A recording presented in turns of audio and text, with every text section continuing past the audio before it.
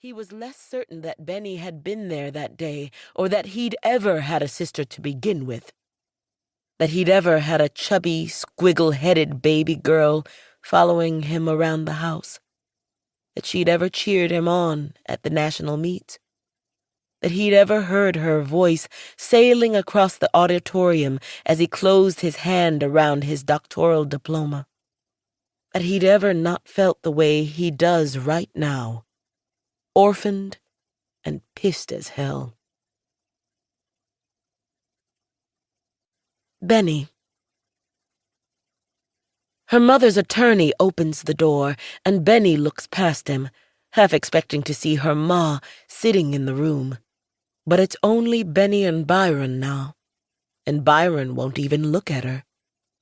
The lawyer is saying something about a message from their mother, but Benny can't concentrate. She's still looking at Byron, at the bits of gray in his hair that didn't used to be there.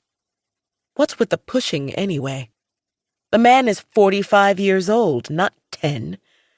In all these years, her big brother has never shoved her, never hit her, not even when she was little and tended to pounce and bite like a puppy. Benny's first memory of Byron. They are sitting on the couch. She is settled under her brother's arm, and Byron is reciting adventure stories to her from a book. His feet can already touch the floor. Byron stops to fluff Benny's hair with his fingers, to pull on her earlobes, to pinch her nostrils shut, to tickle her until she is breathless with laughter, until she is dying of happiness. The message. Their mother has left them a message, the lawyer says. The lawyer's name is Mr. Mitch. He's talking to Byron and Benny as though he's known them all their lives, though Byron can only recall meeting him one other time, when his ma needed help getting around town after her accident last winter, the one his friend Cable insisted wasn't an accident. Byron walked his mother up to Mr. Mitch's office and went back outside to wait for her in the car.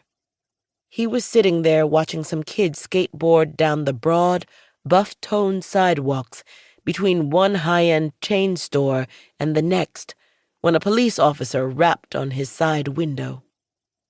This kind of thing had happened to Byron so often over the course of his adult life that sometimes he forgot to be nervous.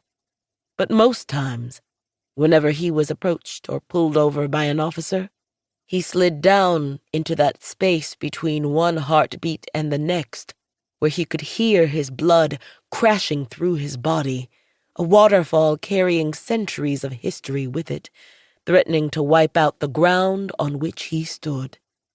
His research, his books and social media following, the speaking engagements, the scholarship he wanted to fund, all of it could be gone in a split second of misunderstanding.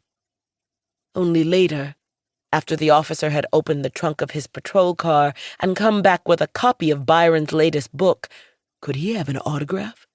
Did it occur to Byron that a grown man of any color, sitting alone in a car, watching pre-adolescents skateboard up and down the sidewalk, could elicit a reasonable degree of suspicion? All right, he could see that. It wasn't always about him being a black man, though mostly it was. "Let me just warn you," Mr. Mitch is saying now, "about your mother. You need to be prepared." Prepared? Prepared for what? Their mother is already gone. His ma. He doesn't see how anything after that is going to make much of a difference. B&B. There's an entire file box labeled Estate of Eleanor Bennett. Mr. Mitch pulls out a brown paper envelope with their mother's handwriting on it and puts it on the desk in front of Byron. Benny shifts her seat closer to Byron's and leans in to look. Byron removes his hand, but leaves the packet where Benny can see it. Their ma has addressed the envelope to B&B. To keep listening to this audiobook, I've left you a link in the description so you can do it, at no cost thanks to Audible's 30-day free trial.